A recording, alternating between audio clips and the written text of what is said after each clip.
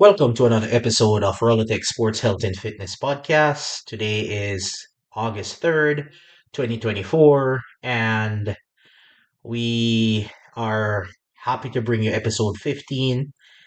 And today we're going to talk about post leaving the NICU and being home with Zayden for just over a month and a half.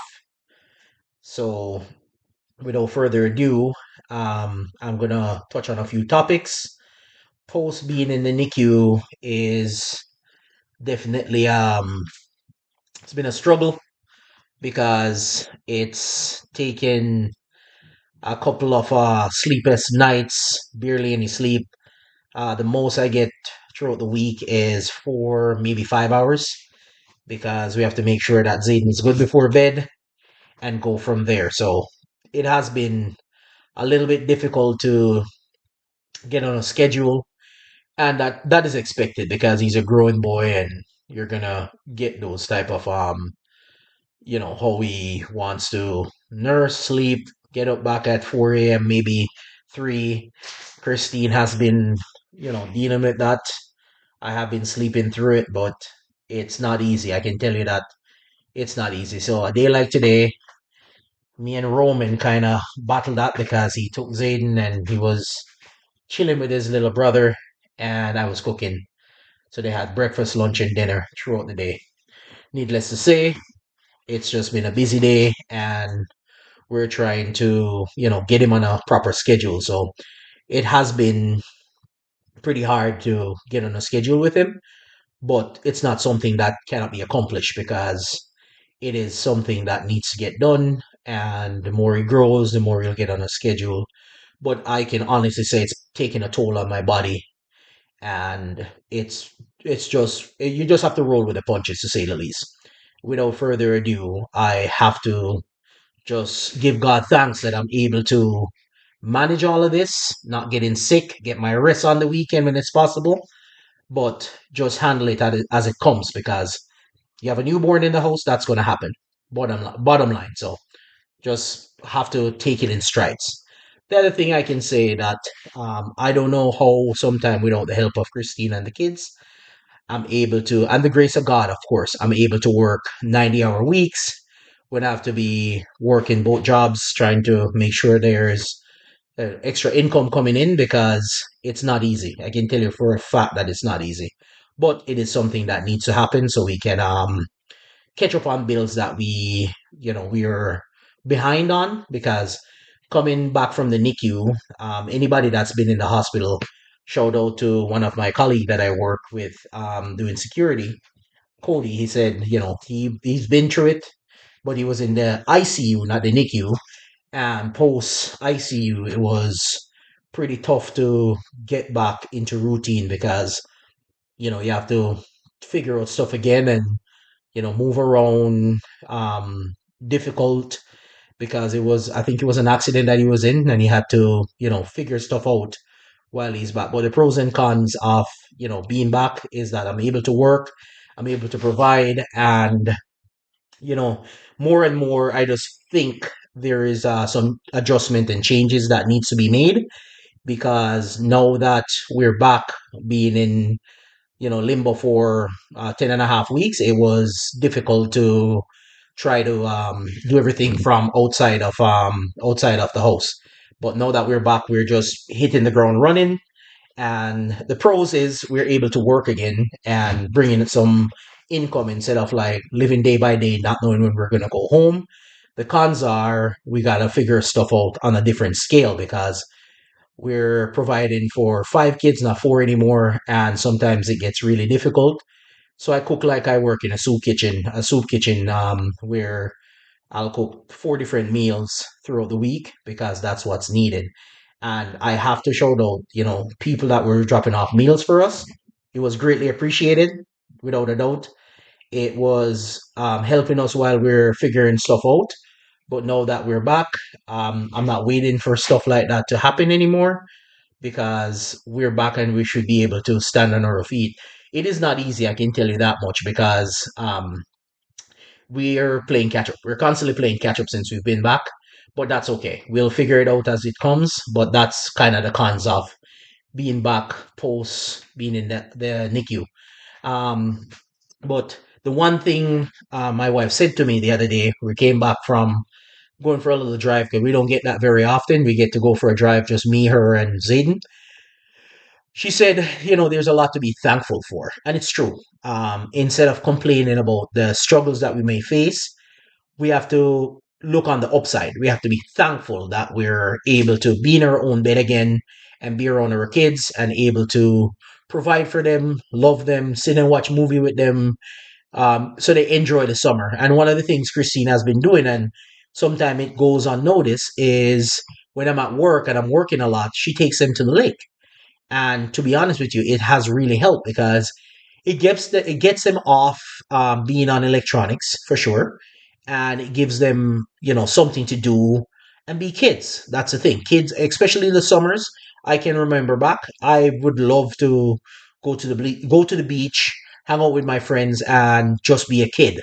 There was no being on video games, playing electronics. It was just being a kid and be happy to be a kid. But these days, it's a little different because it's like a lot of kids have electronics at their fingertip. And I talked to somebody about this the other day, and it's like, if you think about it, smartphones is like giving a kid a quantum computer at their fingertips. They can access the internet, they can access all manner of things right at their fingertip if they're allowed to free range on a cell phone. But as adult, we should still be the mediator and allow them to be kids because we need them to grow up and have imagination and all of that stuff and try to, grow up as a young kid. Then you come to teenager and then you come to adulthood, and you're able to remember back, like myself, remember back when I was 10, 11, 12, going right up until I graduated high school and start, as I said in previous podcasts, I went to instead of going to college right after high school, I did like a trade school. So, a lot of these kids these days, they don't have that opportunity. Is finish high school right off to college. So it's a little different in this generation because it's a technological era. That's what they're in. They're in a technological era, and it's not something that nobody expected to happen that fast. But we're in that era, and there's nothing we can do to change that. There's pros and cons to it, but I'll get into that later. Um, Another thing that I am purposely figuring out in real time, like I'm doing this while it's happening, is making changes and refocusing on what needs to get done, what have to get done, and drop everything and do this now. So saying that to say this, making changes this week was moving a forklift and a lawn tractor, a ride-on lawn tractor, and a couple engine parts that I had laying around. And it moved from two rental property that we used to live at, and then it came here with us because we didn't want to leave our junk with somebody else, right? Um, what happened was the neighbor that I actually play basketball with actually loaned me a flat deck trailer that was strong enough to haul the forklift and all the items I just listed. The other thing was the other neighbor that my wife actually helped find his dog, an 86-year-old guy, came over with his tractor the next day, and he was able to load that thing on. And my wife could hear me from the kitchen screaming, "Yes! I finally got this thing loaded to go." And a half an hour drive after loading everything, strapping it down so it wouldn't fall off, took me a good hour to get to the scrapyard because it was a heavy load. And my wife jokingly said, "Oh, it's the first time the heavy duty truck has worked that hard since we got it." And it's hard to even imagine how difficult that was for us to move it because it's like we didn't know how we were gonna move it. We are gonna try to rent a dump trailer to go dump it, and that, for I can tell you without a shadow of a doubt, that wouldn't work because it was heavy enough. It swayed the trailer going on the scale to get weighed. And after going to the scrapyard and weighing everything, I weighed over 8,000 pounds, excluding the trailer. And I couldn't believe how it was hard to load for us. It was hard to get it strapped down and transport. And in span of 15 minutes, the guy had, I can't even tell you what equipment this is, but it was like he was playing Tetris. He grabbed one item, put it in a pile. Grab the other item, put it in a pile, and in no time, that thing was off the trailer, out of her yard. Good riddance. And I was like, all of that could have been done like years ago, but we didn't have what we have now to do it. And I was very thankful and appreciative of somebody else lending me their trailer because it's been a sore spot for my wife and myself not being able to move it.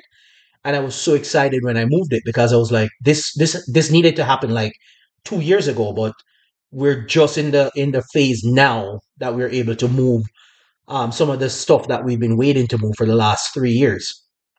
And I'm really, really thankful that we're able to move it.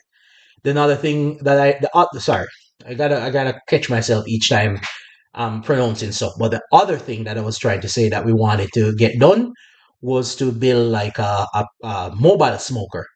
And when I talked to the guy that dropped off the trailer, he gave me a different perspective. And just having a conversation with that guy, he was able to tell me that, hey, you know what? If you need anything else done, like welding or, mechanic stuff, I can help you with that and we can figure stuff out. And I was like, wait, say what?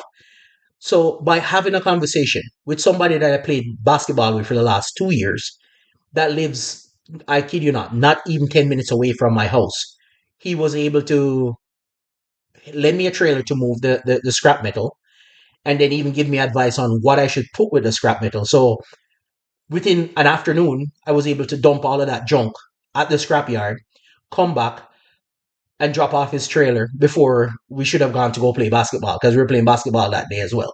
I wasn't able to play because, as I said, like we only have a few opportunities where me and my wife we were able to sit down and I call it have an executive meeting, and it was very very helpful because at the end of the day I was like, you know what, I am happy that we're able to have this moment because even though my therapy is basketball and I needed to go blow off some steam that day, I had to just swallow my spit and say yes dear and go and do what needs to get done because sometimes you just need, I can tell you from my perspective, your spouse sometimes just need to have a conversation with you. And sometimes we're in too much of work mode, we're not realizing that. And for me personally, sometimes I have to stop myself because I get so hyper focused on these things that I don't realize that your spouse, your better half, needs to just have a conversation with you and talk and kind of like utter thoughts that maybe you guys are on the same wavelength when it comes on to certain things, but she just want to hear what you think and hear your thoughts on certain things and see if you guys are still on the same page when it comes on to like changes that you might want to make in the house, changes that you might want to make in life. Because one thing that she's always an opponent of this is that if we ever need to make changes, repivot, or pivot and do something else other than what we are currently doing, she's all game. Even if it means that we should pack up everything tomorrow, move to a third world country, and live her life on a sailboat, my wife would be willing to do that. And trust me, if I have it planned properly, we could do that in the next, I'd say 5 years, even 10 years from now. And that would mean that I live out my dream of retiring before the retirement age of 65. And that would be a dream come true. So, sometimes you just have to make changes and refocus. And to be honest with you, lately I have a conversation with my brother as well, Daryl, and he said, you know what? Sometimes you just need to pray about it, meditate on the word, see what God is showing you. And tonight and tomorrow morning, it's one of my plan to repivot or pivot, make some changes, and refocus on life changes that we need to make. Because you can tell when something is not working in your life, and that's when you need to just keep your head down and start making move. And I listened to a clip today that says, if you're in a burning building and your head is on fire, you're not thinking about calling family members such as wife, brother, sister, aunts, uncle, or anybody like that. You're more focused on getting the fire out, stop feeling the burn from being in a burning building and your body on fire, like head to toe, your body's on fire. And you're like, I just need to put this fire out because, like, put the fire out immediately.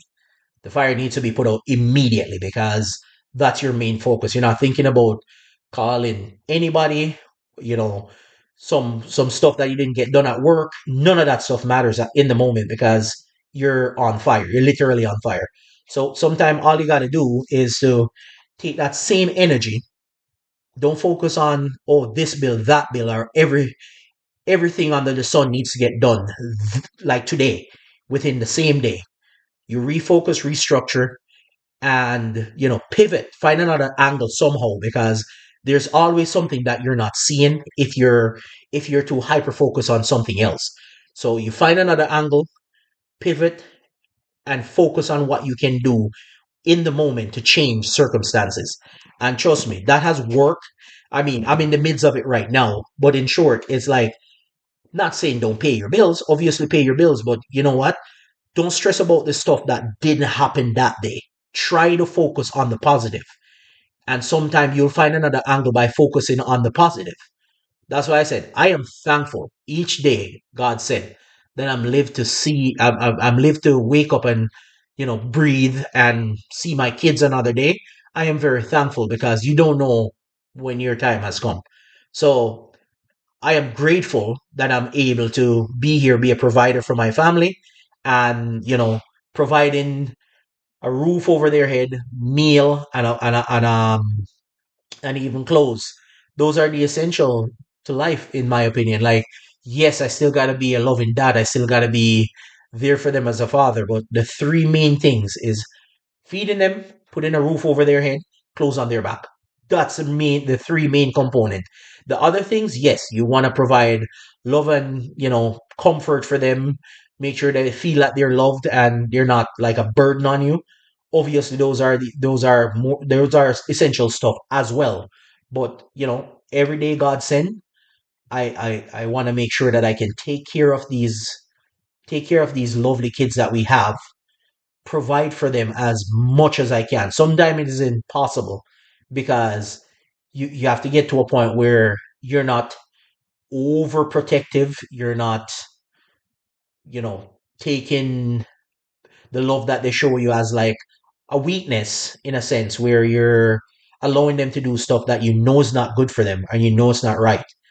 But you still allow them to do it because you love them so much. There's sometimes you have to show tough love, of course. But I am very thankful that I'm able to be responsible for these kids, be responsible for my wife and Zayden, and provide for them, take care of them, because kids need a dad in their life. Point blank, period. They need a father figure. Yes, the mom and the dad is essential for the family unit. They call it the nuclear family. I just call it like a normal family, because nuclear to me is like, a bomb going off. So I call it a normal family. They need mom and dad in their life. And that's how I look at life right now. I look at life as mom and dad as a structure in the kid's life.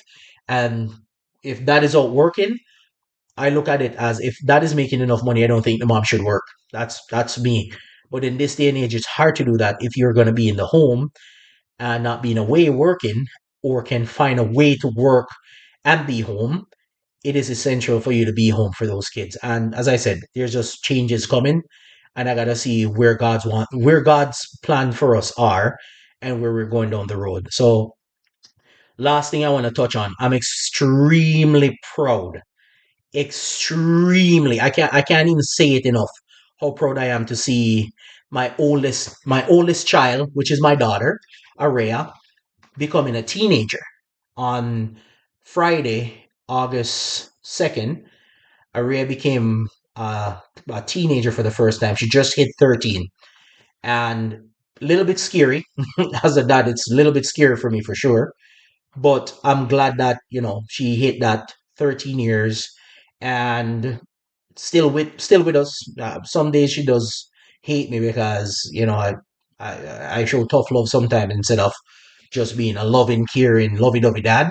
But I am, as I said, I am really proud of the little woman she's becoming, because yeah, there's a lot that I think that I still need to protect her from, for sure. But I had this conversation when I was talking to my wife I think it was on the first, when we got that equipment dropped off at the scrapyard.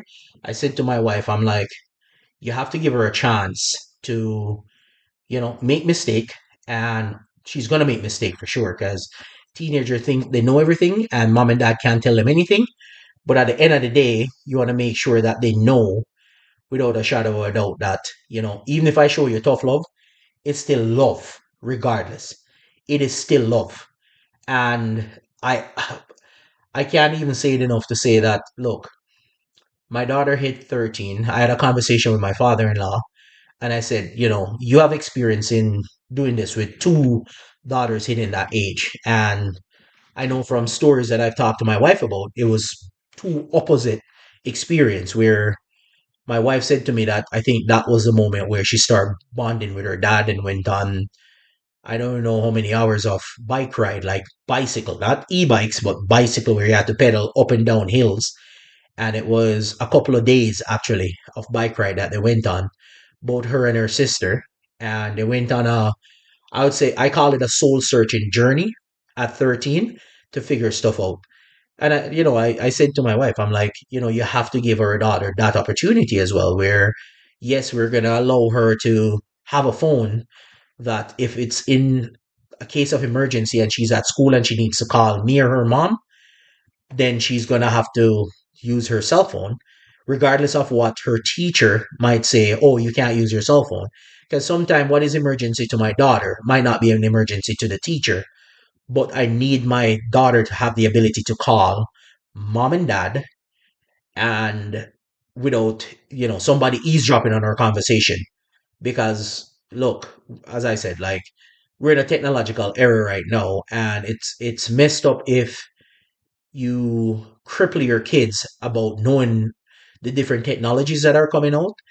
And when they're in the workforce, if they end up being an employee, to know what to expect and what to do. Because I can tell you this, being an employee at 13, because I had my first job experience in a summer when I was 13 working construction.